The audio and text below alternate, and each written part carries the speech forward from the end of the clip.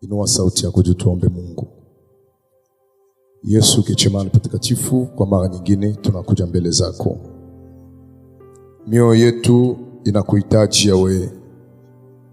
Roho zetu zinahitaji upate kusema nasi.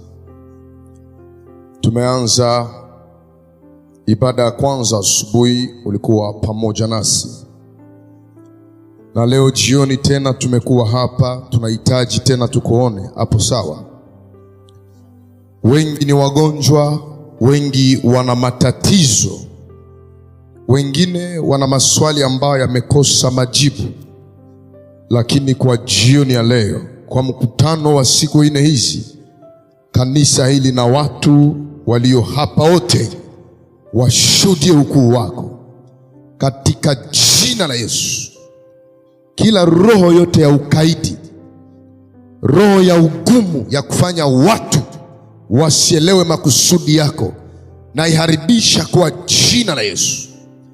Biblia inasema ya kwamba Paulo alipokuwa akihubiri habari njema, Mungu alifungua moyo, akili ya mwanamke anaitwa Lydia, ili apate kuelewa kile ambacho Paulo alikuwa akiongea. Ina maana tunahubiri, lakini anayefanya watu wasikie, waelewe, waamini ni wewe peke yako. Mimi naomba esprit ya comprehension ya maandiko matakatifu iwe juu ya taifa lako. Kila pepo yote ya distraction, ya kutoka nje, ya kuongea, tunaifukuza kwa jina la Yesu. Neema yako iwe nasi, tuelewe makusudi yako kwa jina la Yesu. Amen. Mara moja bila kawia tunasoma 1 Corinthiens chapitre 1 le verset 18. Tunaongeza Mark chapitre 8 le verset 34 à 35. Tunapunguza.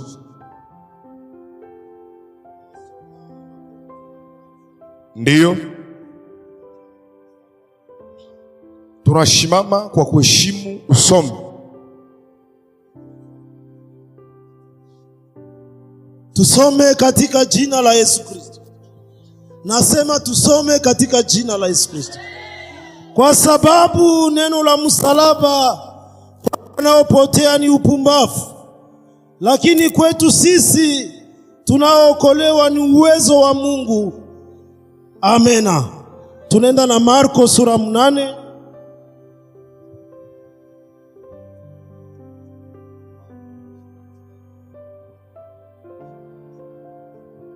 Marko sura 8 34 mpaka 35. Inasema, akaita makutano pamoja na wanafunzi wake, akawaambia, mtu anayetaka kunifuata ajikatalie yeye mwenyewe, achukue msalaba wake anifuate. Kwa sababu mtu anayetaka kuokoa uzima wake ataupoteza, na mtu anayetaka kupoteza uzima wake kwa ajili yangu na kwa ajili ya habari njema atauokoa. Amena. Kama tayari, ungeichapa makofi kwa ajili ya usomi kabla tuanze kufasiria. Tumejifasiria sisi ni nani, tumetoka wapi. Siku ya 4 tulianza, siku ya 5 tukaongea, na leo kwa neema Mungu, kwa nafasi ambayo watumishi wa Mungu wametupa tena vile ilivyowapendeza, tuwe tena hapa. Tunaenda kupunguza kidogo kwa somo yetu. Haiwezi kaisha, ni somo ndefu. Tunajaribu kugusa nusu tu kwa ajili ya kusaidia. Amen. Tuko na teme ambayo inasema tutetee msalaba ili utumishi wetu ipate kukamilishwa. Na maana utumishi wa mtu haiko mu titre ya cheo yenye iko nayo. Utimilifu ya huduma yangu ya utumishi wangu, hapana jua ananiita pasteur eli docteur eli Chimamvunya, no. Me vile mimi natetea msalaba na kila mtu aliye hapa asubuhi tulifunzwa juu ya msalaba doctrinal kimsingi, na mtu wa akili kuna kitu alipokea na kilimsaidia. Msalaba, tumeelewa msalaba kawaida maana yake nini. Wakati wanatuambia habari za msalaba, ni mti unakamatwa, ni vipande viwili vya mti vinaunganishwa mahali pamoja, na ilitumiwa kwa wakati wa kale na ufalme ya Kirumi kwa kuwahukumu watu wahalifu, wezi walipofanya makosa, na vile vile Yesu alihukumiwa pia. Amen. Lakini kwa leo, kama Yesu anasema tuchukue msalaba wake, haitakuwa tena msalaba wa mti wa mbao. Kwa maana kama njoo kesi, kama kila mtu akikamata msalaba hivi ya mbao mshie boti, hatuwezi zieneza. Kama msalaba yenyewe Yesu anatuambia tujitwike yake, kama nifo kila mtu atengeneze yake ya mbao, mpaka dunia ya leo haitapata nafasi kutatia ile msalaba. Lakini kwa hali ya kiroho sasa, lazima tujue msalaba gani ambao Roho anatufunza leo. Baada ya kujua msalaba, tutajua ni namna gani ya kutetea msalaba. Pale pale kwenye nilishia, Mark chapitre 8, nipe masikio, le verset 34 jusqu'au 35e verset. Jésus anasema, mtu mwenye anataka anifuate, kitu cha kwanza lazima jikatale. Donc hapana kufuata Yesu bila kushikatana. Kadiri ungali najua wenjo Eli, wenjo fulani, uko na cheo fulani, uko na jina fulani, uko na heshima fulani, hawezi fuata Yesu. Mena lombo jikatale kwanza. Ukatale kila kitu ulicho nacho, uanze kumfuata. Na ilitokea kwa mitume wakamfuata. Manake Yesu anapenda mtu wa kujichukia, mtu wa kujizarau. Usijizarau juu ya mtu, meujizarau juu yake, uanze kumfuata. Njoo anasema so na mfuata, utachukua msalaba wako unaenda nao. 35 anasema hivi, njoo anafasiria msalaba maana yake nini. Kila mwanapenda aokoe maisha yake mwenyewe, atayapoteza. Na leo tuko tunaviona watu wa mimi wanafikiria nguvu yao ya kibinafsi wanaweza wakajiokoa, kumbi uongo. Ndio mtu anakuambia juu nisikufe mbio ifo nikuwe na irizi ya kunichunga. Kumbi utakuwa na irizi na utakufa tu. Utakuwa na ba escort na wanaume watakumamula tu, utakufa tu. Oh, juu mwili na niluma sana, juu nijisaidie, acha nisini, unakula sida, haujisaidie, haujiokoe. Tunjale na niua, ngoja niibe, niokoe maisha yangu. Au contraire unayangamiza. Jésus anasema, anataka sasa apoteze maisha yake ndani mwangu, atayapata. Manake uko na problem, uko na njala, uko na shida, na kwa akili ya kibinadamu na namna ya kujisaidia anasema no, juu ya Yesu mimi naacha hizi maavantage za mbona, nitike tu niteseke kwa ajili yake. Yesu hatakuacha, atakupigania. Kwa hali ya kiroho, kupenda kuokoa maisha yako ni kupenda maisha ya dunia. Ukipenda uipoteze ndani ya Yesu, ishi utakaso, unaipata katika uzima milele. Malaki siawe tunaamini Yesu leo, tunaonekana hatuna maana, hatuna akili, ni wajinga. Kidunia tunapoteza maisha, lakini kiroho tunapata uzima wa milele. Hauyasikio angisema amena zaidi ya jirani yako. Aseme mtu mwataipoteza kwa ajili ya Yesu na kwa ajili ya habari njema. Donc msalaba mu 35 inaenda geuka evangeli. Unaweza chapa makofi na vigelegele. Njoo najifasiri. Sikia hapa mzuri, compression iko hapa. Ukipenda nifuate, jituke msalaba wako. 35 anaendelea. Sikia context ya Biblia. Jumu anapenda okoe maisha yake juu yake yeye peke atayamanisha. Mimi anapenda ipoteze juu yangu na juu ya habari njema. Jumu ataisaidia, Jumu atayokoa. Oro kumwanzo vile tunaona haiko habari njema, vile tunaona ni msalaba. Mekumwisho hatupoteze tena juu ya msalaba, au contraire tunaipoteza juu ya habari njema. Tunaweza kumpa makofi na vigelegele. Donc le véritable croix, c'est la parole de Dieu. Donc kama tutatetea msalaba, wanza kunisikia vizuri. Msalaba leo tunaelewa ni neno. Mena namna gani tutetee neno la Mungu? Njoo kwenye nilikatia jana. Niende nimalize. Kutokana na maandiko matakatifu, hakuna mwanadamu, mtu asikudanganye hata mimi nafikiri. Hakuna mwanadamu anayesitetea neno la Mungu. Jua hakuna mtu mwanisi kwa avoka wa Mungu. Sie bote na pastor wa bishop wanikana, sie bote tunapenda maisha ya dunia, sie bote. Hakuna mwanadamu anapenda magumu, hakuna mwanadamu anapenda maisha ya taabu. Hakuna mtu asikudanganye. Hakuna. Basi kudanganya kwa mtu anapenda mafungo. Hakuna, hata mimi nafunga lakini sipendi. Hakuna. Na hakuna mtu anapenda ishi utakaso, basi kudanganya. Hakuna. Lakini sana neema ya Mungu inashukaka ndani ya mwanadamu. Inabadilisha hali ya utu. Inavunja nguvu ya hali ya mwili ya mtu. Inakupa hali ya kimbingu. Bile vya tulikuwa napenda saba wanadamu, Mungu anatuima hali ya kuchukia vile vitu. Jona jikuta haungilalaka na haukukunywa pombe na haukuzini. Mesa Yesu anakuya kumaisha yako, anakutwika msalaba ambao ni neno. Inakuima hamu ya mambo ya dunia. Hautaishi tena sawasawa na wewe, ni unaanza ishi sawasawa na yeye. Ndio maana Paulo anasema kwa Wafilipi 1:21, si mimi tena ninayeishi, bali ni Bwana ndani yangu. Kwa maana kufa ni Kristo, na kwa maana kuishi kwangu ni Kristo na kufa ni faida. Paulo alikuwa anatesa kanisa, sasa alikuwa hayapokea parole ambayo ni msalaba.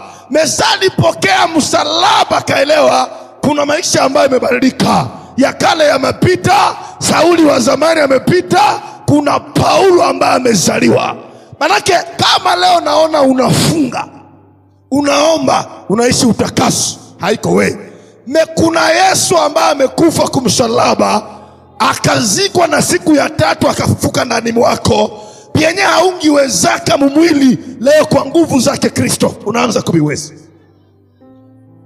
Hauyasikia ungisema amena zaidi ya jirani yako. Hiyo ni ukweli. Kumbi kama ni vile, iko wazi ya kwamba mwanadamu wa kawaida haizi katetea msalaba. Inawezekana ujiite Mkristu, mtumishi, na unafikiria unafanya kazi ya Mungu. Kumbi bado uko kama sawa. Utanuliza pourquoi pastor tuambie mwanadamu haizi tetea msalaba. Wewe unaweza kuwa mettre avocat Mungu kwa nani? Mungu na besoin mettre avocat. Au tribunal ya nani? Parquet wapi? Amen. Me mtu umoya mwanezi tetea msalaba, mwanaiwa kazi zamani yake na mwalitundika juu yayo ni Yesu peke yake. Ungimupa makofi na vigelegele nianze kuongea. Donc sie hatuwezi tetea msalaba. Mwana tetea msalaba yeye peke ni Yesu mwenye nani. Mtu wa kawaida kutundikwa kumsalaba impossible. Matthieu 27:40 nisikie nianze kuongea. Bana tundika Yesu kumsalaba. Watu wanapita wanasema hey, alisema atawamola hekalu na talijenga msiku 3. Ajitoshe basi pale kwa ile msalaba kama kweli yeye ni mwana wa Mungu. Mupe Yesu makofi na vigelegele. Donc mwewe alitundika kumsalaba alikuwa mwana wa Mungu. Juba anasema kama kweli wewe ni mwana wa Mungu, ujishushe kwa ile msalaba. Donc tunakomprendre mwa alikuwa kumsalaba alikuwa mwana wa Mungu. Kama Yesu ndio mwalibeba msalaba alikuwa mwana wa Mungu, mimi na comprendre kama mtu wa kutetea msalaba haina mwili ya nyama, mwana wa Mungu peke yake ambaye ni Yesu. Njoo maana naambia mitume, mwe hamuwezi sai hamuwezi kitu, mwende kule Yerusalemu na ahadi itakaposhuka, mutakapopokea Roho Mtakatifu, na nyie mtajaa uwezo wa juu mbinguni, nanyi mtakuwa watetezi na washahidi wa mambo niliyowaambia. Manake mwanatetea msalaba ndani yetu, haiko shie. Mimi siko natetea msalaba juu mijoeli. Kuna Yesu ambaye ni Roho Mtakatifu ameingia ndani mwangu, ameingia ndani ya watumishi, ameingia ndani ya kanisa. Kama leo tunashuhudia neno la Mungu, ni kwa sababu kuna neema ya Mungu inayokaa ndani mwetu. Manake lazima kuwa na uwezo wa Kristo ndani yetu. Kama Paulo anasema, si mimi tena ninaishi, bali Yesu. Haiko mzaha. Another term ni kusema, haiko mimi ndio niko natetea wala kushuhudia msalaba, neno la Mungu, lakini ni Yesu mwenyewe anaikala sasa mu maisha yako. Ukapenda tetee Mungu vizuri, kitu cha kwanza lazima utulie, unyenyekee, uache aanze kukongoza. Acha maakili zako za kidunia, acha bujanja yako ya kidunia, uache Pere Eternel aikale maisha yako. Tunaharibu leo kazi ya Mungu kwa mambo mengi, kwa tabia nyingi, kwa sababu tunatumika kazi ya Mungu kimwili. Kimwili huwezi tu kutetea Mungu. Wewe nani mwanadamu? Wewe si mwili, na hali ya mwili ni makosa tu. Juu tuwe tetea kazi ya Mungu, inalomba Pere Eternel yepeke. Sasa vile esprit aikale ndani mwetu, atuongoze. Tukiacha Roho wa Mungu wa kweli apate nafasi ndani ya kanisa, apate nafasi ndani ya na maisha yetu, kazi ya Mungu itakuwa bien, Mkristo itakuwa bien. Ndio tunaona leo kupigania masadaka, mavyo kanisani, vita, watu kutetana, upagani mtupu, senzi. Tuko tunafanya kazi ya Mungu kimwili. Hautaona kwenye apotre walipanana mapoazo, utaona kwenye apotre alisema mwenzao mbaya, utaona. Anahubiri sana, anajiona enjo tumhubiri, Mungu anatumikisha, anaona tu ndio mwimbaji tu, yeye ndio tu, bila habiko mu maandiko, habiko. Au contraire, kuliko kutetana bana teteana. 2 Pierre 3:15, sikia Pierre anatetea Paulo, anasema hivi, na haya ndiyo asemayo ndugu yetu mpendwa Paulo katika Kristo.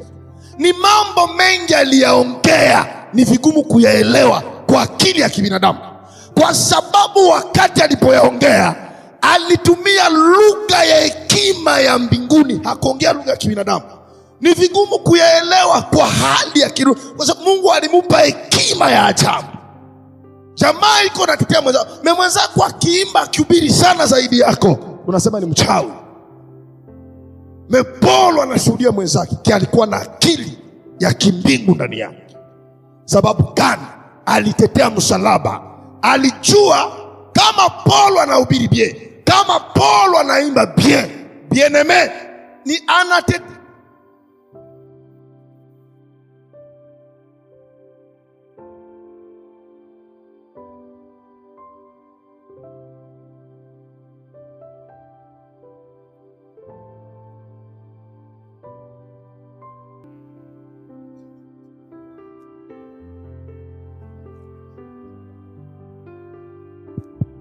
Alizaliwa mtakatifu.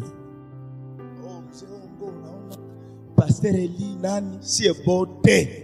Huko Yesu mwalitukufia akasamea makosa yetu, tukamuelewa. Leo tumekuwa watoto yake, watumishi yake. Kuna nafasi tumetoka. Kuna nafasi tumetoka. Sie bote, ba apotre bote, walikuwa ba degamen. Akachaka. Akaamini Yesu. Ndio basi hapa basi.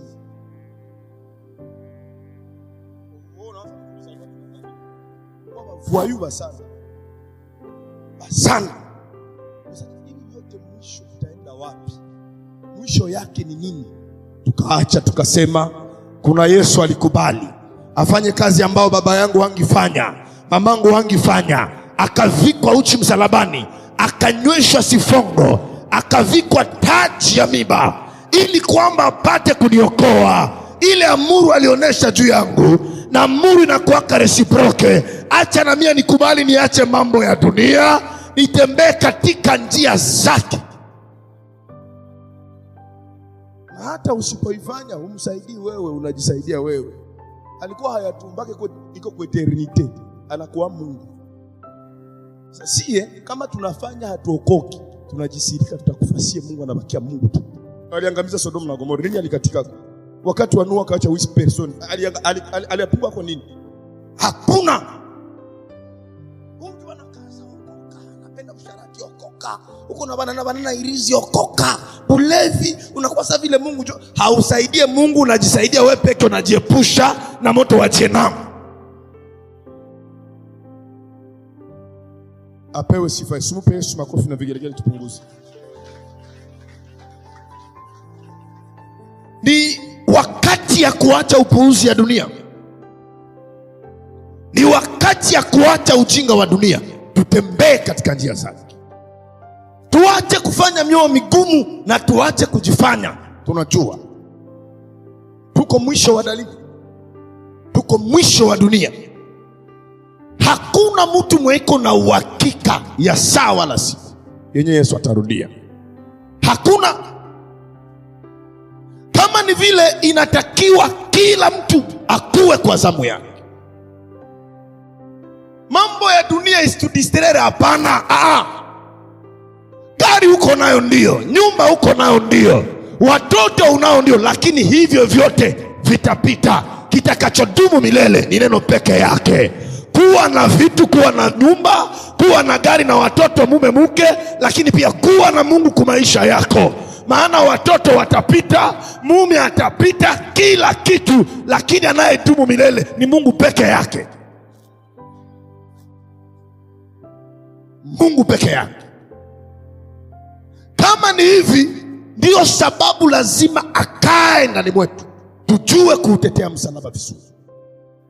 Msalaba kuutetea haiko kusema mkinywa, ni maisha tunaishi.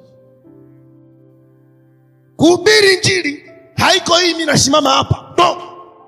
Maisha mimi naishi baada ya kutoka kwa madhabahu. Njoo injili, njoo kutetea. Kutetea injili, msalaba unatetea, haiko kuya unaimba hapo naingia ume. Baada ya kutoka hapa, msoko, kumasomo, mumapenzi, mufamie, unajikomporta kaembele ya wapagani. Unazimupa Yesu makofi na vigelegele. Njoo kutetea msalaba. Kanisa napoteza nguvu leo kwa sababu kanisa tuna nguvu ya kuongea sana, lakini nguvu ya kutenda hakuna. Kanisa haiko maneno, kanisa ni matendo. Matendo.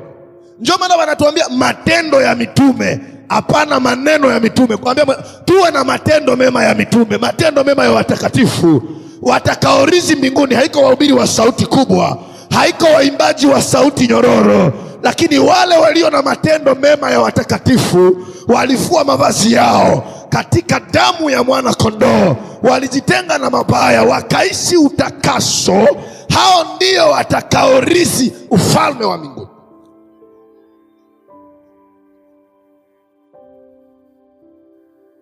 Joko na ubiri mtu haiko hata focus kwenye uko naongea. Iko najiuliza huyu mtu anakuwa anaishi ya nyuma ya hapa.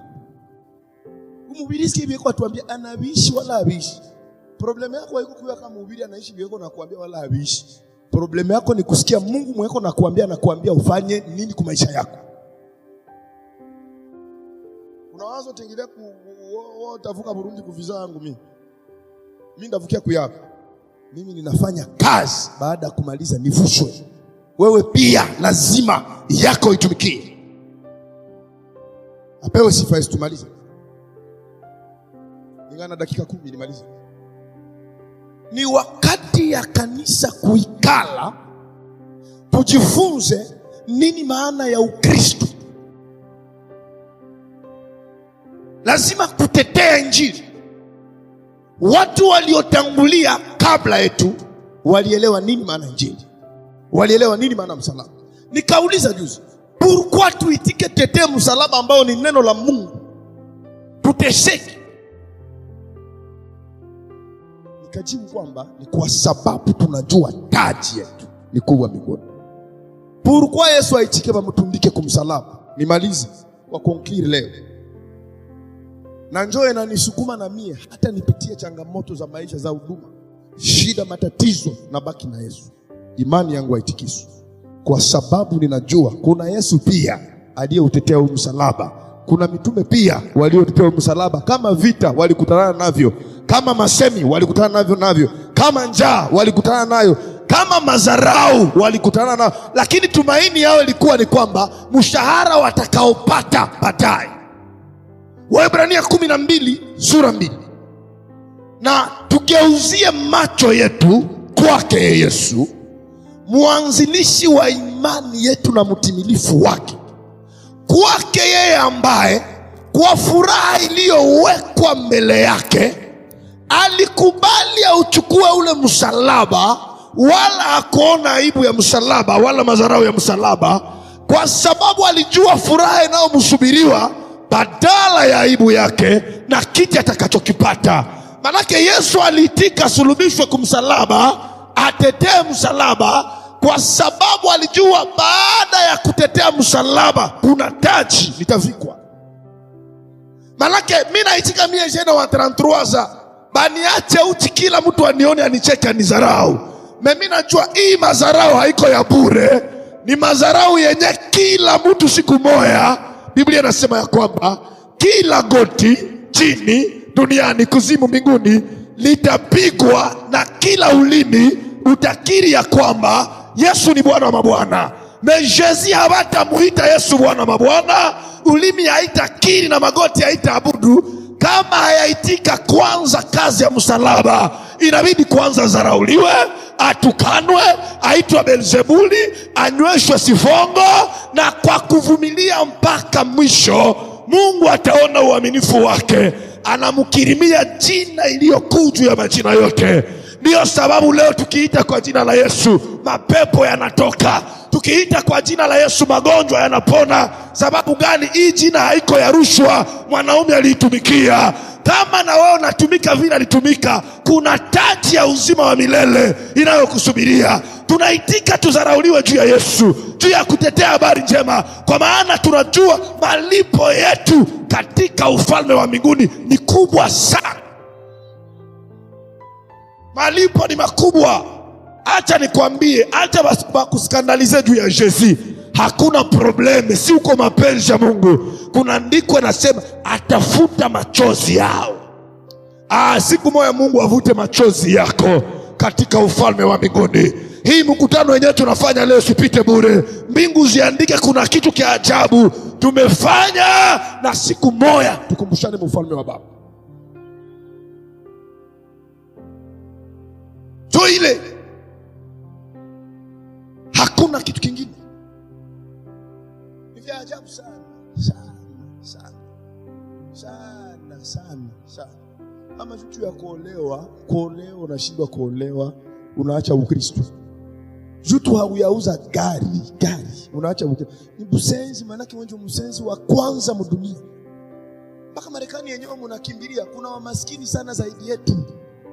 Mama ibobo basana bakifika mkongo badami kwa mparadi, wao kwa kibia wende kule, wengine biko wapenda batoke yako. Sensi ina kauya fensenka siaolewa, usenzi wende mkine bakiwaze basekata bako na hangaiki anatafuta maisha. Unasilimuka tu kuolewa tu fensenka ushakawia. Mimi naacha Yesu. Ukienda Kishasa, Peranta maki ungali wa kidogo, ungali minere. Hangaiki kwa natafuta maisha, hayaanza waza vya kuolewa. Wewe Vincent hapo ushakawia nini hapa? Na shozi grave unaenda olewa. Mwezi mmoja asema bwana simpendi. Divorce sasa miezi 2-3. Si basi mwenyewe kwa kizazi. Ndio maana hata kama huyaoa, pendeza Mungu. Hata kama huyaolewa, pendeza Mungu. Kuna Bwana mabwana tunayesubiria kwa zaidi ya wanaume wote, naye si mwingine banamuita Yesu Kristo, bibi ya bwana harusi wa kweli, mwenye atafanya fete yenye hakuna president shakafanya. Mwanaume mwatafanya fete ya mila. Eske ni wa blood? Juu yangu napendo muache mie, juu yangu napendo mie, hakuna hata sheria, hakuna mwatatuma mimi naacha Yesu. Mais Jésus Christ anapita basheri bote. Niko na wewe, uko na mie, lakini jua kuna yule ko zaidi yangu. Kuna Bwana mweko zaidi ya ule Bwana mweko naye. Kuna Bwana mweko zaidi ya ule bibi ya ule watoto, naye haiko mwingine, ni Jésus. Jésus. Vitu vya dunia viko. Simi najiulizaka, tuko tunatumika tupate makubwa. Uko na $100.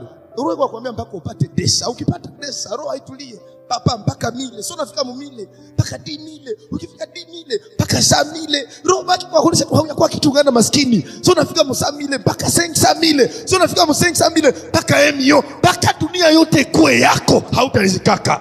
Tajiri wa kweli mdunia haiko mweko na mamilioni, mamiko na mamiliari. Memweko na roho ya kutosheka. Utajiri natokea ndani. Huko mtu ni tajiri, meiko na dhulumu maskini. Haiko tajiri, ni maskini. Lakini wako na milfra yako, ni unatosheka pamoja na Mungu. Utukufu ya Mungu iko juu yako. Ukikula nyanya, ukikula legime, uko tu pia unarizika, unatosheka. Nani maskini na nani tajiri sasa? Nani tajiri, nani maskini? Utajiri ni moyo wa ndani, kutosheka. Siwende uliza mapolitisia ya RDC. Banakulaka makuta zetu, wanasafirisha, wanabeba mainchi za Ulaya, wanauza mavila, wanafasi tuwe nini. Niko za mikumbi, hawashibe. Ukiwaona tu habana kitu. Habana. Shibe tuko tu pale, tuko tu. Tunalalaka, tunalamuka, tunaenda, tunarudia. Maisha tu iko bien, ukiangalia sante. Tuko tu bien, tuko tu bien. Ni utajiri ya kiroho ambao tumekuwa nayo. Ndio maana lazima kukaza Jésus. Tetea Yesu, nobaki mwaminifu na malizi. Bapotre bote benye unajua. Bote, duzi. Hakuna malikufeka unafurahi, kuna cheka. Ile ileo vizuri. Bali kufa bako banalia. Hakuna mtume mwenye balinyonga, balitia mugereza. Aseme jua liiba. Jua libaka bibi ya watu. Jua libaka mtoto ya watu. Jua liiba makuta ya gouvernement, makuta ya kanisa. Meshu ya kushuhudia neno la Mungu. Tu ya kushuhudia kazi ya msalaba. Mena shia na shangala leo. Bana kusema tu kidogo na kimbia kanisa, unaacha Bukristu. Njala ya siku moja, unaacha Bukristu. Garantina nisumbua, mimi naacha Bukristu. Paulo, apotre Paulo kwa ile upako yote, alikuwa mpangai Murome, alikuwa mpangai. Acte 28, alikuwa mpangai Murome. Alishona mahema, vitu vya ovyo ovyo, hana makao. De Corinthians 27, Paulo anasema mara nyingi nilala njala, mara nyingi nitembea bila viatu, bila manguo, mara nyingi katika baridi, katika mafua, kwa sababu ya mateso ya makanisa. Sie tunapenda tufanane nani na injili za kizungu za ovyo? Nini tunapenda tufanane banani? Leo hauko pastor kama hauna gari. Hauko pastor kama hauvale koti. Hauko pastor, hauko mkristo kama hauna nyumba. Jésus hakuwa na nyumba, bali alikuwa Mungu na alikuwa evangelist, alihubiri habari njema. Eli hakuwa na nyumba, lakini alikuwa nabii wa Mungu. Jésus alizaliwa hakushanja kanguo, na alichunga utakaso, iko mbinguni leo. Hata sibadilishe koti manguo, kama nachunga utakaso kana ingia mbinguni inatosha.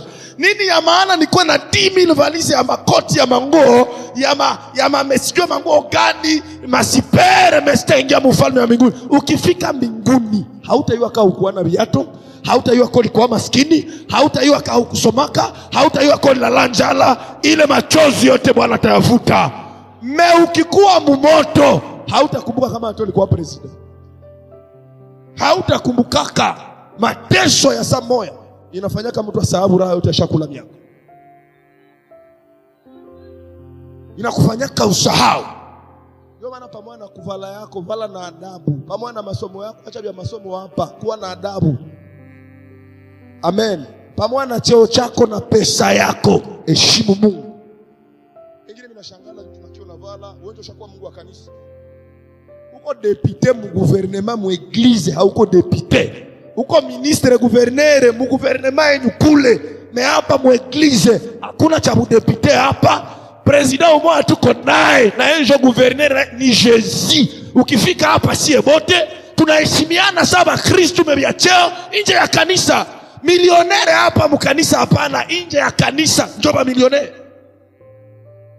Unatogopesha nini na masomo? Maanglezi hazina maana, mafransese hazina maana. Mafransese, maanglezi vitu vya ovyo. Mimi niko mwalimu wa Kiingereza wa hali ya juu. Ushasikia niko nakwambia anglais mawili hapa.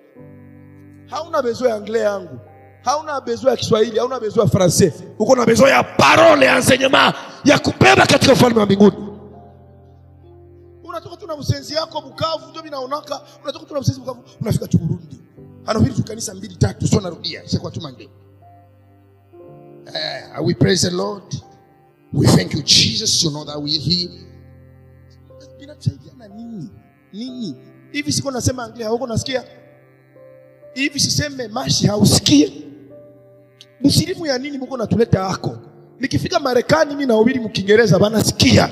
Hapa sie bote. Hakuna cha Burundi, hakuna cha Mkongomani, lugha moja. Nguvu yetu ni neno la Mungu. Shimama tuombe Mungu. Tuache msilimu ya haina maana. Tuache. Tunajifafanya tu. Uko atogopesha na lugha. Kwa tuogopesha na malisanse. Una lisansia wa kwanza mwalipata lisansia wa kwanza leo mifupa yake ngali. Daktari wa kwanza unaanza ngali. Wapi? Buyana ya wapi uko nayo? Sara, unaiwa mama yetu Sara si alikuwa wapi anangali? Matae, tangu tutachimanga tae. Hapa ni kutulia shebote. Tunaabudu Yesu, tunafanya mapenzi ya Yesu. Kwa watu wanokoka wanaheshimianaka tu, wanaheshimianaka. Sina waheshimu wazee wangu hapa. Na waheshimu walinitangulia, na waheshimu kule. Nini ya ajabu sasa? Karibu mtumishi wa Mungu.